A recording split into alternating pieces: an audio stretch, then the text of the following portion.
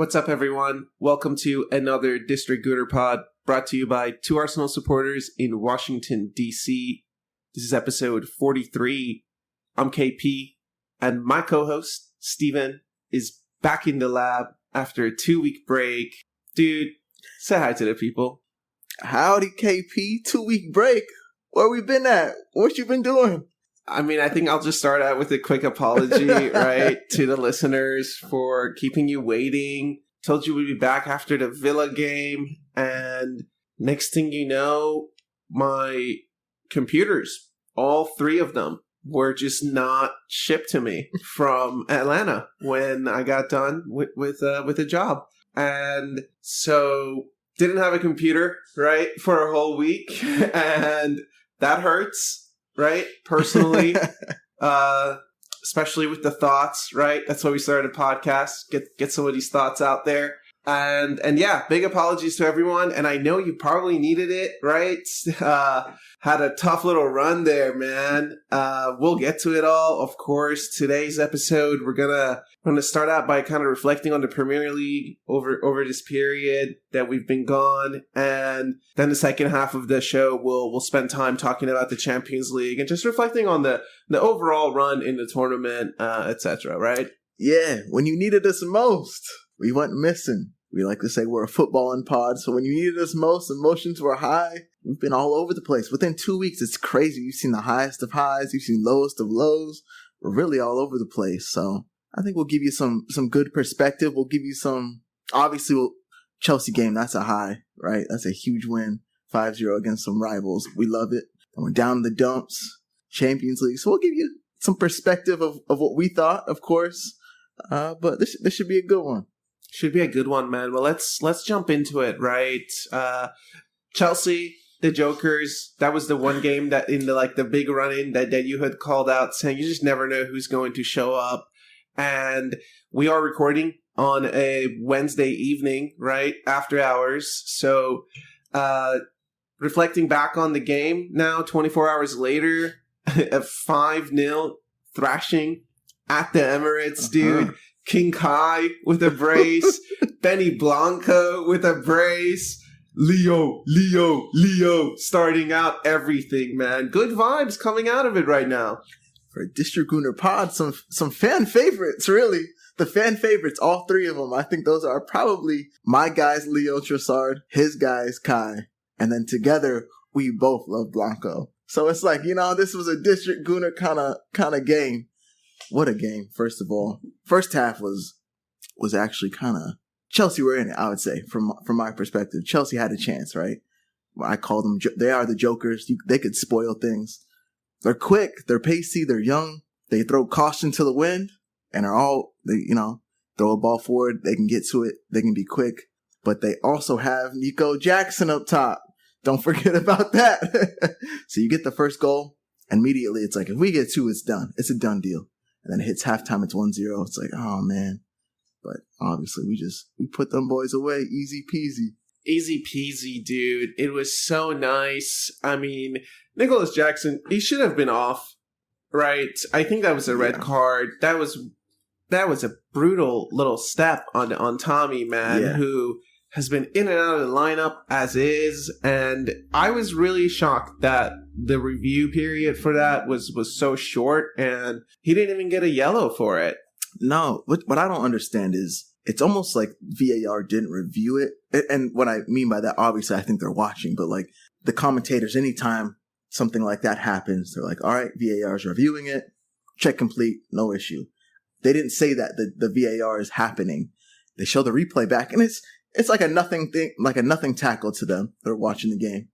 And then they play back on replay. It's like, oh, that was actually kind of nasty. Oh, he might be in trouble here. But then nothing happens. It's 2 games in a row, though. 2 games in a row. Wolves. Same kind of deal happened. Studs up. When? It was Kilman. It was Max Kilman. He went studs up on Kai. Put him down. Oh, that's right. The tackle on King Kai was also nasty, dude. That's a controversial... That one to me is more of a coin toss. This one was like blatant as hell. That's a red card. It's Nico Jackson, so he doesn't know what the hell he's doing. Obviously, that's a red card. But to keep him on the field, to be fair, to everybody here, all the listeners, to be fair, having Nico on the Jackson on the field is probably a benefit. So +1 to the Arsenal. +1 to the Arsenal, dude. I love it. +3, actually, if you think about it. And look, to put the cherry on top, apparently that shutout makes it the Golden Glove goes to David Raya. Another person who's been mentioned a lot on the pod this year, maybe proving a lot of people wrong in his own way, in his own quiet way. And to give him credit, these last few games, he has made the big stops, dude. The big save. From the beginning, when we got him, I've been a Raya believer.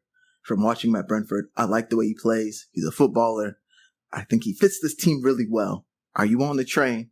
Are you now a believer? I'm a believer, dude. I mean, I'm backing it. I think some of the saves that I saw these past couple of games have been helpful and reassuring a little bit. I mean, you think about the penalty shootout against Porto, there's a lot of credit there to David Raya, right? You think about the Wolves game when it's 0-0 and he makes that save against the post. Another one, right? Keeps us right in it so we can take the advantage. And then this past week even, right? Against Chelsea, he closed down Nicholas Jackson.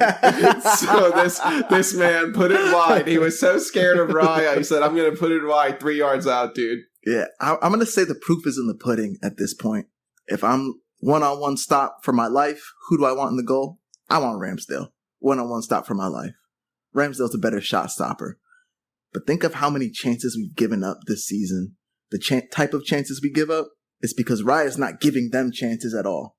I think we got scored on so many times last year, detriment to ourselves. Whether it's Ramsdale not having confidence passing back to your own keeper, that is not happening. So I think we've really limited those opportunities for opponents. So I understand that Ramsdale is a better shot stopper. I will say that, but overall, as a keeper, Raya's that dude, and I think for the next few years, he's our guy. He's our guy, dude. I agree with you. Listen, so one game that we haven't really mentioned a lot, it's the game against Villa at home, with the result went against us during this little run here, and I think the theme of that game, I didn't get to watch it live, but when I was texting you to see, get a vibe check, and you put it as just playing with our food, man. Yeah. It seems like that was also the case at times against Bayern. We'll get to that in the second part of the show. But yeah, against Villa, just a little sour mood to set things up. I want to hear your thoughts about the game, but then I also want to call something out about these last few games at the Emirates. Yeah, we went through that phase in December where I call it playing with your food. We're on top of teams. You don't put them away. You don't put the goal in. They get their one sniff, their one opportunity, and they bury it. And it's basically game over at that point.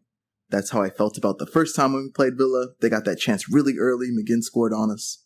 This game, we had them in the first half, and our performance in the second half just completely dropped. They score. Game over. At that point, so we had a draw against Bayern that did not feel good at all because we gave away 2 goals to them. Then we have this loss against Villa. And one thing we've said, closing out the season, what we cannot see is us falling apart, us crumbling under the pressure. You lose against Villa, it really feels like you're crumbling because of the way we lost, which then you go into the Bayern game, you lose that one in a different manner, I think, because it's Bayern, they're a great team. The vibe turned completely sour around the club, the fan base, everything's sour. Are we crumbling? Is it happening again? It's like that's the feeling after the Villa game. Not necessarily true, but Villa was a game we should have had, in my opinion. Should have had, dude. It was also the case the first time around that we played them, right? I mean, we've lost 5 games this season. 2 of them have been to Villa, and both those games have felt like Arsenal are in it. They're on top. They're going to score. It's just not happening in front of goal. Yeah. Those are the games where you're like, oh, do we need a number 9? That's like the talking points are coming out. But then also, look, we've dropped some points, right, to Fulham, to two West times Ham as well. 2 times. It's weird that you lose 2 times to Villa, and I guess you drew against Fulham, but like those 2 teams in particular seem like our nemesis this season. It's kind of weird. Kind of, yes. No, I agree with you, especially Fulham. But then also, I mean, West Ham and Newcastle. Newcastle game, by the way, don't forget we got robbed, dude. PGMOL. These last few weeks, man, something's going on again, right? The freaking consistency is all over the place, man. You saw the Nottingham Forest thing? Yeah, they've been going at them. They put out a statement right after the game. They're hot. Absolutely hot. Plus, they still haven't been deducted points, have they? I think they got deducted like 4 points. Happen? Yeah. Okay, that did happen. Woo-wee. Yeah, no, I bet they hot. They're upset. I kind of like it. I think there's this talking point around of like the club shouldn't speak up, but I don't really feel that way. I feel like the clubs, if they have a good case for it, they should be able to ask for a little bit more transparency. There's nothing wrong with that. I agree.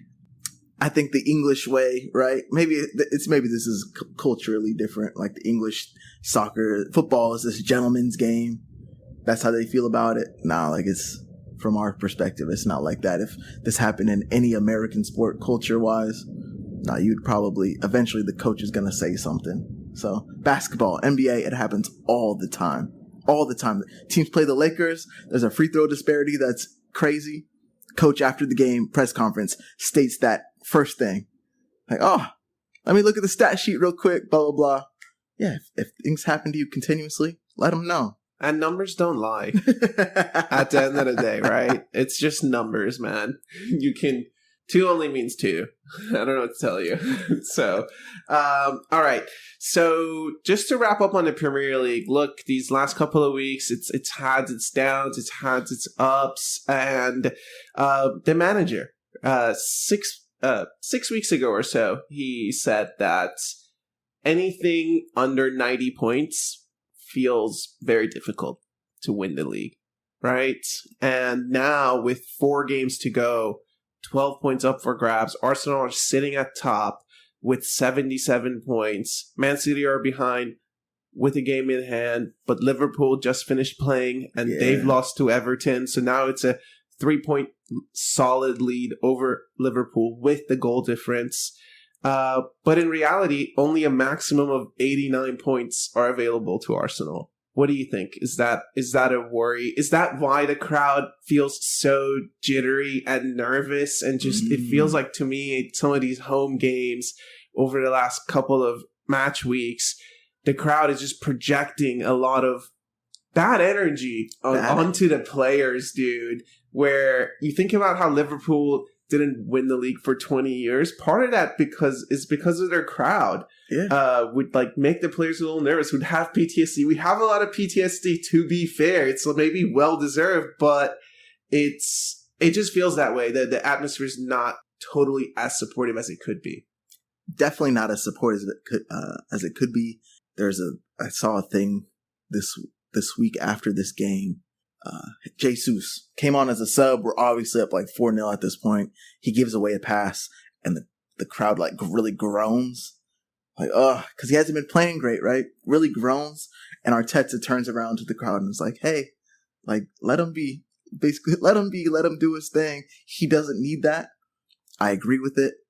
You want something really funny. Talking my wife, watching the game.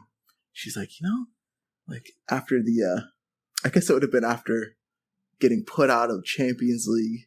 This was before the Wolves game. She's like, yeah, I know you obviously watch this all the time, but like, it seems like really emotional. Like this club just seems really emotional. Is that true?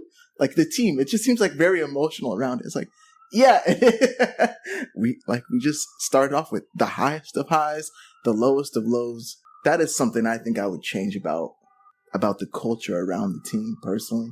Man, like the crowd, like just the nervous energy around the team in a home game is weird to me. It's not cool. We can feel it from watching over here. You can really sense the tension in the crowd.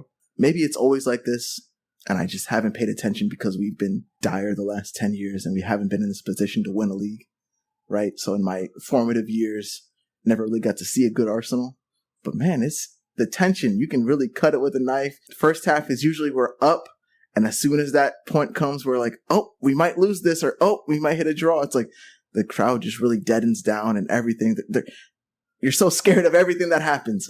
There's always this worry of, oh, it's gonna slip away. Yes. Right? And that's because we've been through games where we've been up 2-0 and we've blown those leads, right? That's because we've started out games against Southampton and just gifted them a goal, right? So yeah, I hope that the energy and the atmosphere in the stadium is more supportive over these next 4 games, man. Just like I think that's why we are such a strong team away, right? Because what is the stat now? They said I think 6 games away that Arsenal have had a clean sheet. Yeah, I think that's right. That's pretty incredible, dude. And the home fans are different. Or yes. Excuse me, the away fans are different because they're there to play the bad guy. They're always loud and supporting the team versus at home when it's the majority Arsenal. That's when the tension is there. The away games, I don't think that's there at all. No tension away. No, you're just soaking in the atmosphere. Yes. You're welcoming it, right? Yeah. We are the bad guy at that point. So, no, that's all. Uh-huh. Go ahead. I have to ask you this one. So, talking about the atmosphere, the vibes, we got the ups, the downs. We're emotional. We're emotional Arsenal fans. We're Gunners. I feel like that just comes with the team. So, draw Bayern, lose to Villa, lose to Bayern. Vibes are down. Not great. We're going into Wolves. The question in my mind is, are we crumbling? Is this happening again? I can't believe it. If we lose against Wolves, it's done. We're crumbling. Oh, 2-0 win. All right. Good performance. And it was a good performance. 2-0 win. Chelsea. The Jokers. You don't know. 5-0 win. Now we're going to Tottenham. 4 games left. What are the vibes? To me, the vibes are high. We're riding the state of what's happening. How do you feel about it? I think we're going to win this weekend. The game's on Sunday. And I think that, one, I just mentioned how good we are away. So I feel good about that. Last season was the first time that we beat them away, right? Uh-huh. That was also great. Broken their new stadium. And this season, they've been off for like 12 days, almost a 2-week break before this game. And we've had so many games and it feels like we've just gone into gear, right? The Wolves game was a great game to get back into gear. Yeah. And I think the 2-0 result with a late second goal kind of sums up the vibe of that game. And going into the weekend, yeah, I think I would play the same exact lineup if possible, right? I've been very pleased that Martinelli has been dropped as of late and Leo has been getting the starting position. I think you should keep that. Mm-hmm. I've been very happy that TP5 is back on the starting sheet. I want to really talk about that in the second part of the show. And I feel that this weekend going into it, it's going to be a great match. They're not going to have any competitive experience for 2 weeks.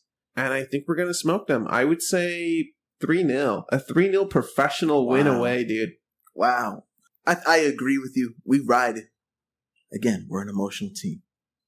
We ride these waves, Maybe the what did we go? 10 games unbeaten? Was that what it was? 10 or 11? It was 11, yeah. 11. So the 11 unbeaten. 10 is what was predicted on the pod. He said it. He did say it. Go fact check yourself. Listen back. But the wave that we're riding right now is so good. The 11 games unbeaten, I think, put us into a lull. It's just, that's now our expectation. Now we went through a hard time, albeit it was in the Champions League against a very good Bayern team, but it just felt like we're the better team. I still believe that. We'll get into it. I feel like we're the better team, but it takes away those, we're great, we're going to keep winning. The expectations are rewritten, and it's great because there's 6 games in the Prem left, and we've won 2 of them. 4 left. We went 11 unbeaten. Hopefully we can keep the vibes going and go 4 more wins. Not unbeaten, but 4 more wins. We're in it, man. 4 more wins. 4 more wins. 4 more wins. We're in it. We are absolutely in it. Brighton tomorrow against City. That's a good chance. But I think you just got to keep applying the pressure. That's it. You just got to apply the pressure. Gotta apply the pressure, man. All right. So before we wrap up the Premier League segment, 4 games to go. I wanted to run some stats by you. Let's hear it. Right? Some of our players as of late. So can you guess? Obviously, do you know who the highest goal scorer is for Arsenal right now? Is it Saka? Yeah, Saka. He has. Can you guess how many goals he has scored this season in the Premier League? I'm gonna go 13. Oh, one off, dude. Is it 14? 14, yeah. Thierry. 14, Thierry. But can you guess who the second and the third player are? Leo. Yes. I'm gonna say his name. King Kai. Say his name, dude. King Kai, bro. 11 goals. On top of that, 5 assists. 16 goal involvements in the Premier League this season, dude. I think a lot of people owe him an apology. I agree. I would love for someone to go back and him being the lowest rated transfer of the summer. That's at this point, it's insane. And I have to give the shout out. He scores the goal and rubs it in Chelsea's face. You talk shit about me. I was your player. I won you a Champions League. I'm gonna rub your fucking face in it. Okay, I'm celebrating. I love that. Celebration was great, dude. Did his little deer thing and then did the little see you later, man. That was so hype, dude. And someone else I want to talk about who, as of late, it feels like he's just been an absolute magician on the pitch, dude. Connecting all the dots, man. And now getting some of the stats to back it.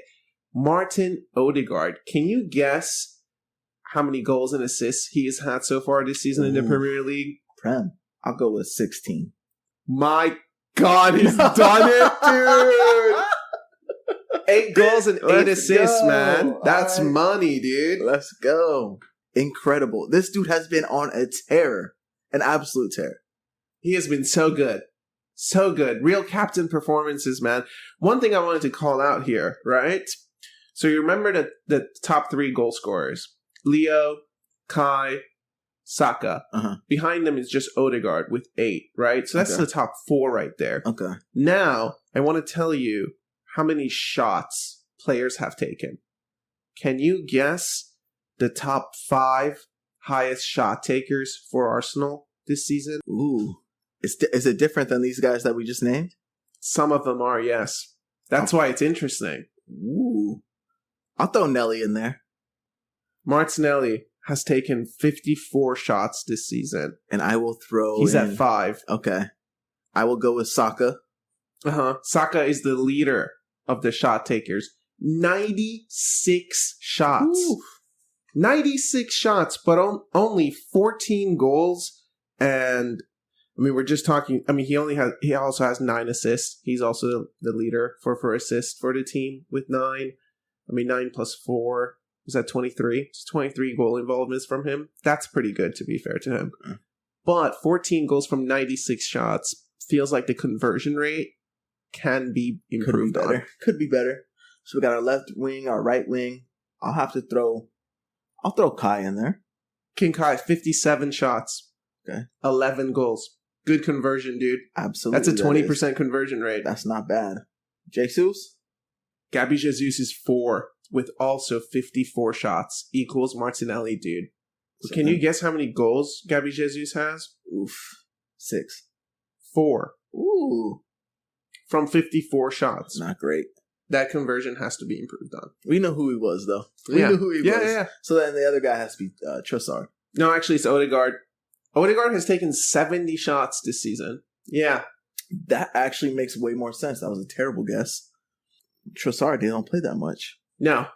Well, actually, let me see. His conversion rate must be high.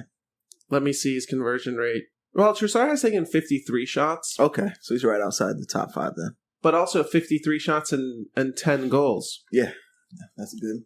That's another 20%er, man. Yeah. That's been the big difference with him and Nelly. And Nelly, I think, to chat about him a little bit, this whole season, it feels like his story has just been, just wide, dude. And he had a great chance against Chelsea to make it 6. Great chance. Put it wide. He put it at the keeper. He really needed that. Really, really, really needed that. People were putting him at fault for the goals against Villa and Bayern because he didn't work back. He's not having a great moment right now. It is great that we have Trossard, someone that can fill his spot and do what we need him to do. I would say this hasn't been a great season for Martinelli overall. Up until December, that was a big talking point. I think he had like 2 goals going into December. It's like, where is he at? Well, still, he plays well. He works hard on coming back, works hard on defense, pressing. But his return this year is not great. Just not great at all.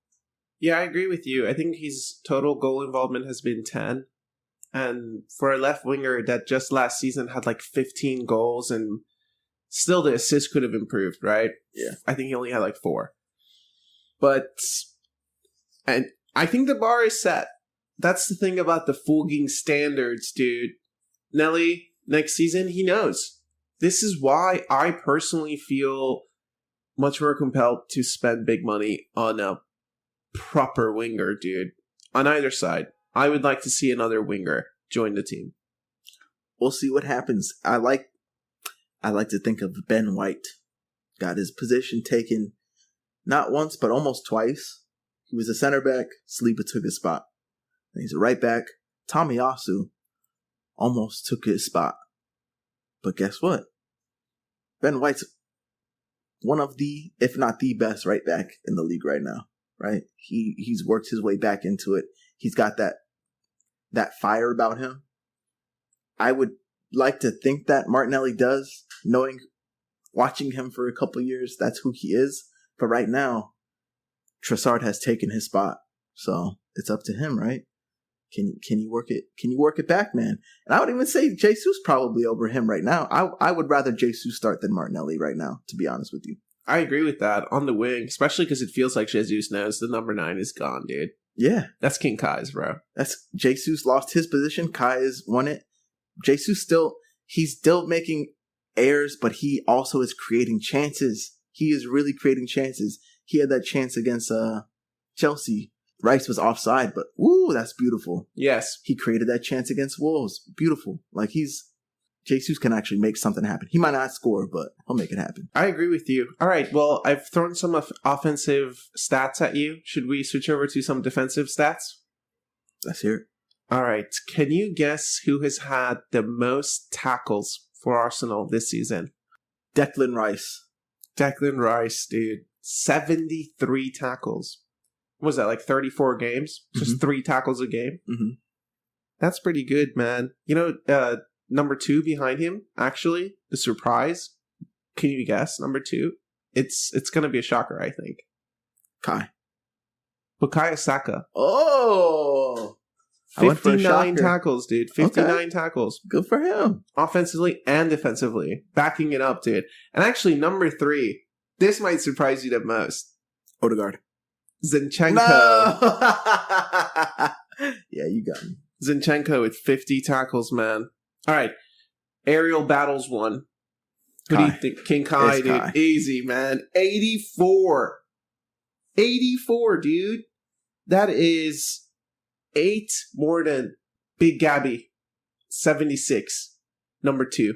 And then it's William Saliba, obviously, the center backs. He gets put in a ton of those opportunities, though. Like, defensively and offensively. It's such a cheat code to have a 6'4" guy playing in your 8 position or at your 9. Yeah, he's always challenging for headers. Always, dude. Always. All right, you want to... Last one. Interceptions.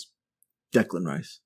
39, dude. Ooh. 39, man. I'm hot, man. I'm hot. Yeah, dude. I mean, but he's that guy, bro. 39 interceptions and 73 tackles, and he's playing in a number 8 role right? As of late, I think it's become clear. Jorginho at the 6, Partey at the 6. Declan is playing number 8, man. My friend who's a Chelsea fan, he texted me the other day saying that he's recently read online that people are saying Declan Rice was a bad signing because we paid 100 million for someone who's not good enough to play number 6 for us. And that's his best position, and he should be playing number 6, but he's not good enough. So that's a bad transfer. Wow. And he wanted to know like what I thought about that. And I told him that, look, man, he's playing number 8 because he helps win the ball in the attacking third. That's why he plays number 8. There's no reason for him to be winning balls as our number 6 in the league's best defense. That's why he plays number 8. And honestly, if Thomas Partey is at 6, Declan Rice can play fucking striker for all I care, dude. I feel like we're jumping into part 2 because I'm loving to talk about the players here. Thomas Partey. All right. Where's he been? Where's this man been? Where has he been, dude? Take us to the Champions League, man. Why wasn't he playing against Bayern? Because he came in against these dudes. Wow. Wow, like what a player. It's almost like exactly what we've been missing. He's Jorginho that can actually move. He's a Jorginho that can dribble the ball.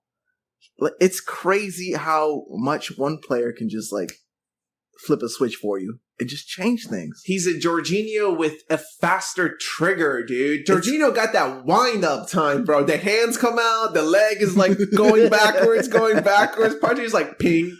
Bro, this dude he's so good. Yeah, I think he is definitely more risky. He will try things, but also those efforts to try things unlocks us like that. We were through so many times on Chelsea because he's willing to play the ball. My one issue with Declan Rice, and I've noticed it really lately, is that he receives the ball and it seems like he takes a few touches before he slings it out. Yeah, he plays the lateral ball, but it's like he likes to dribble. He'll get the ball at let's just say it's center spot. He has to dribble out to the semicircle before he plays it. So I don't know if he's just not confident enough to play the ball. Whereas Thomas Partey, he gets the ball, he turns, he will sling that thing, put it on a rope to Saka, put it on a rope to Martinelli, right? Declan Rice likes to grab it, take a few touches in a certain direction, and then play the ball, so it slows things down. Now Partey, ooh, money suave. Dude, with him in there, it just feels like people have a lot more one-on-ones. They get the ball in a lot more one-on-one situations. That's the bottom line, right? He gets it to Saka quicker. He can sling it to Trossard quicker. Yes. A couple of times he can connect with Kai in the middle and then sling Declan Rice through. The number 8, right? He just sees those passes so much more clearly. And I don't understand, to go to the Champions League, look, we got knocked out in the quarterfinals by Bayern after a 2-2 result at home and a 1-0 defeat away. The margins are so small, but it's like, where did it go wrong? Where did it go wrong? For me, the first leg, we had to go into that second leg with a goal advantage, it felt like. But at the same time, for me, Thomas Partey played 90 minutes against Luton, and then I didn't see him for a week and a half, and then he returned to play 90 minutes against Chelsea. And I don't know, is Mikel playing chess? Because I don't like it, dude. Sometimes it's time to just put the pieces down and roll with it, man. Because why didn't Thomas Partey play? That is such a good question, and I feel like we're such in an unknown space. Like there's so many things that happen throughout the season. You're like, man, I wish I knew what was happening. It's not transparent is basically the bottom line. There's no transparency on what happens. Injuries, who's playing where, why aren't you playing this person? Why is Eddie playing for 10 games and then not playing for the whole second part of the season? Why is that? Right? There's no, but we'll never get that answer. There's no transparency there, which is, I mean, as much as we watch this club, we love it. Whether you think we're educated, we're smart or not, I guess that doesn't matter because we're watching it all the time. We love it. We love this shit. But it's like, I don't know what's happening. I don't know why Thomas Partey is not playing. I don't know that. I don't know why you chose Zinchenko instead of I don't know why. Okay? But when you put Partey on the field, all I know is you should have played him. That's all I know. It's like, you should have played him because look at the man. Look at him. Look at the man, dude. Are you kidding me? I don't understand how none of these reporters are allowed to ask a why question. I've been watching all of these press conferences. No one asks, why hasn't Thomas Partey been playing? That seems like a very simple question that you should be allowed to ask and to hear something back, right? Oh, well, I don't know. Even give me an excuse. He's like, oh, he's felt something in training. Yeah. But for just there to be nothing and for him to put in 5 minutes in the second leg against Bayern and 5 minutes in the first leg against Bayern, combined 10 minutes of playing time for this guy? Why? It doesn't make sense to me. I would love to know why. I would love there to be some transparency. Maybe years down the line we'll figure it out. We're just trying to get rid of him in the summer. We really just don't care that much. He's not gonna. But look at the guy play. Look at what happened to Rice. You're unlocking him. He doesn't have to. My issue with him. Oh, he can't play the ball first time. He really has to dribble out to the side. Put him at the 8 then. Because like you just said, he can press his ass off. He'll press. He will win the ball. He can strike. He can create things for other players. Trossard's first goal came off of Rice dribbling the ball forward, driving the ball. He loves to do that. Thomas Partey just doing his thing, slinging the ball, being cute. I don't know. I don't know why he didn't play against Bayern. He ended Caicedo's career. Oh, you saw that dummy, bro? That dummy was clean. Goodness, man. But yeah, look, Declan's good at driving. That's great. And he seems to be pretty good with his left foot, too. Don't discount that. He's good at releasing. Declan is Declan, bro. I don't need to rewind that tape, bro.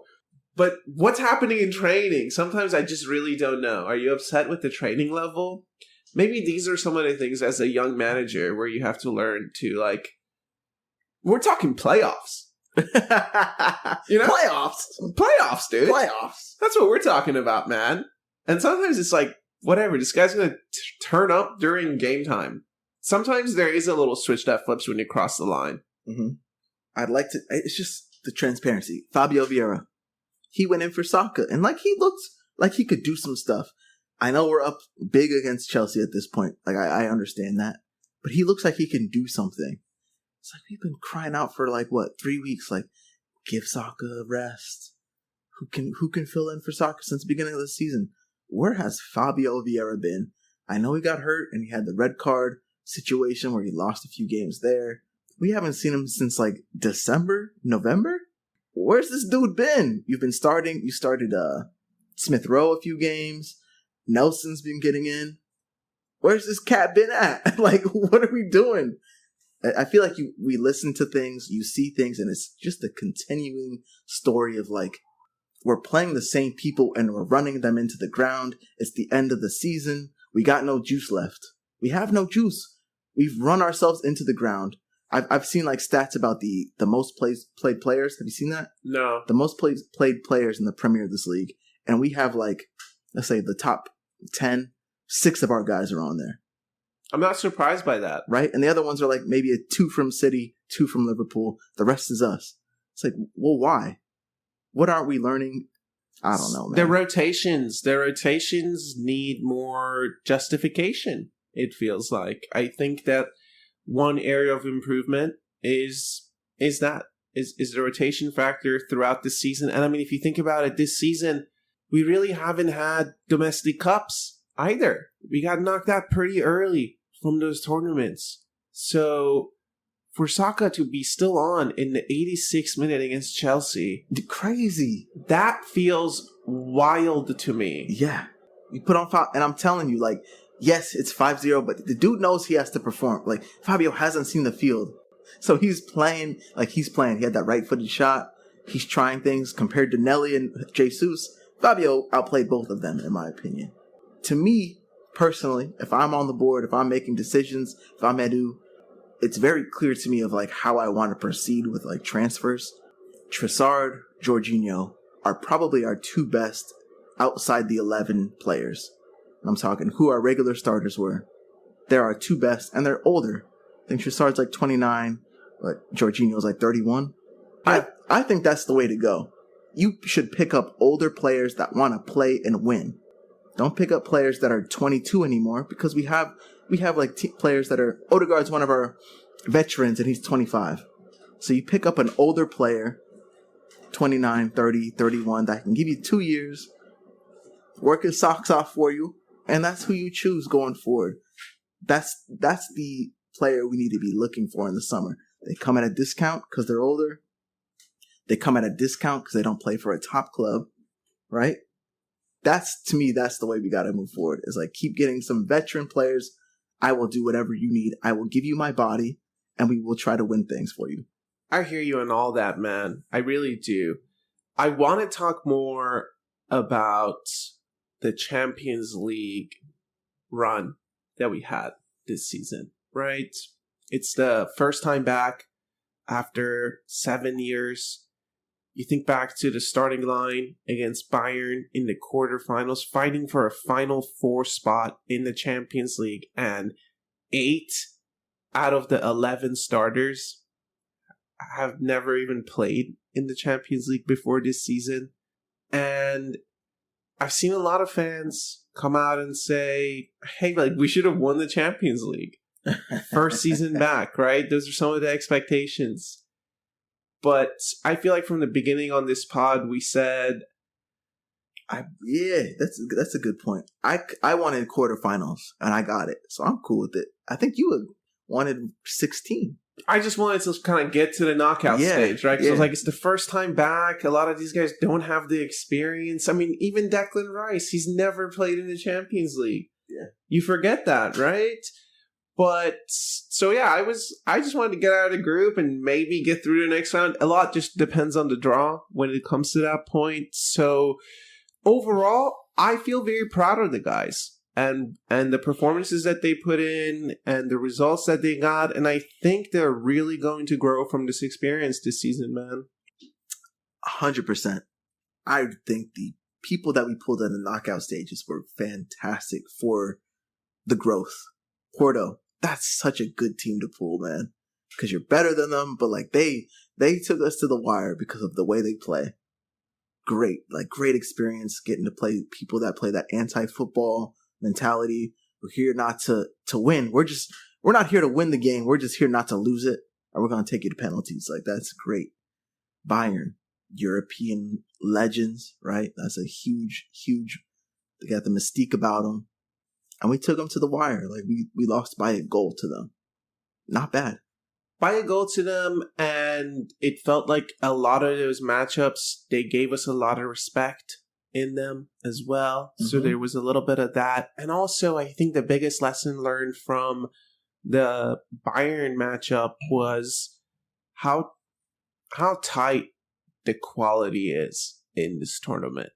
The margins are so small, dude. You fall asleep for 1 second, Nelly, and Kimmich is smashing that header in, dude, and all your dreams are over. Yeah, that's it. That hurt. During that game, one thing I think I would love to see next year, Arteta is someone that, and I know he's stubborn, and he doesn't always make the changes, I think, as quick as I would like to see, but he learns. That is a game I would love to see. That's a perfect example. We started getting outplayed in the second half immediately.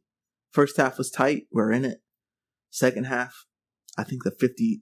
And I remember I had written it on my notes because I thought we were going to record before you lost your computers. Yes. But it was like 52nd minute, we're out. Like, we are getting outdone. We need to make changes. And it didn't happen. And we didn't change our philosophy. We didn't change our system. They're too good to not do that. Right? They're just too good to not. You have to, sometimes you're at the Allianz Arena. They're too good. We can't be too stubborn, and we can't be Ange, right? This is the way we play. Yep. No, we're playing football. Like, no, we're trying to win the competition, man. This is different. we're trying to win this thing. We needed to change our system. We needed to make subs immediately, but we held on too long. Too long. And one of the subs that he did make, to be fair to him, in the first leg, he understood that it was the wrong decision to start QBR. I think before the match, I had called for Tommy to start. And that's the thing about Kiwi at left back, dude. That's the theme of this season. When it comes to some of these higher caliber opponents, he ends up on the highlight reel for someone else, man. I think against Sane, he struggled. Against Porto, he struggled. Even against Lens in the group stage, I think he got put on the highlight reel. So it's clear, even against Manchester City, right?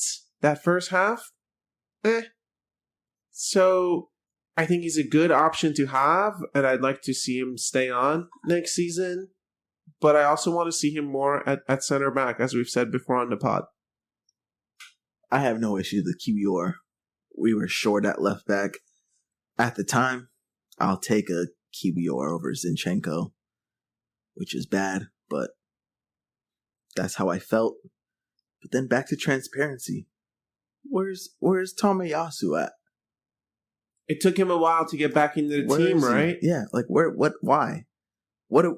I don't know why, because no one's told me why, so I'm just leaving that question up, which I don't think helps Mikel's case in against the Arteta out folks. I think it's harsh to jump to Arteta out, but at this moment in time, I will tell you, I hope we can pull out the Premier League. That'll be great. But next season, my expectations for next season at this moment in time are that I want to see this manager deliver a major trophy. I agree with that. I will say, I'm not saying Arteta out. I just think when we go through these runs, and it's so typical of us, of like the draw, loss, and out of the woodworks, you just see within the socials, Arteta out, like people questioning him. Okay. The reactionary elements of the fan base. I'm not saying that. I'm not saying that. But just like there are people within the fan base, maybe it's just trolls, I don't know, that like have that mentality of like, he's not the guy, he's not going to lead us there. But you put up a very good question to me, I think it was either in December or January. And you said, what if we crumble at the end of the season, man? How do you feel about it? And we get knocked out of the top 4. I was thinking like mad hypothetical. Yes. It's not going to happen now, but yeah. But it would have been 3 years running that we crumble. And you're right, it was out of the top 4. Because at the time it was tight. It was tight within the top 4. Mm-hmm. And that's such a good, if we crumble, it doesn't look like we're crumbling now, which is great. But after that Bayern game, we had lost to Villa, we lost to Bayern, going into Wolves away, hard place to go. Man, what if we crumble this season? To me, like that's a huge question mark on this guy. Yes. How do we move forward? But again, if we don't win something next year, at what point do you throw your hands up and say, it's time for someone else, right? Who can get us across the finish line? Who can deliver that major trophy? Yeah. Who can get us across the finish line? I don't think we're there yet. No. And I like Arteta. We've talked about how much he's changed, just yada yada. I'm a believer. But at what point do you're like, this team is so good, man. I want a trophy, not a community shield. Like I want the real thing. Yeah, no, I agree with you 100%. At what point, I think is the question, and maybe we'll just leave it there for now, right? At what point for the listeners to also think about, and maybe let us know, right? You can always do that. So we'll just thank you all so much for spending time with us. And if you like the podcast, please rate or leave a review. It really does help with the algorithms. So thank you. And also share it on social. Tell a friend, tell your family. It's the best way for others to find out about us. And don't forget, you can write into the show, districtgooner@gmail.com. For now, come on, Brian. Be easy.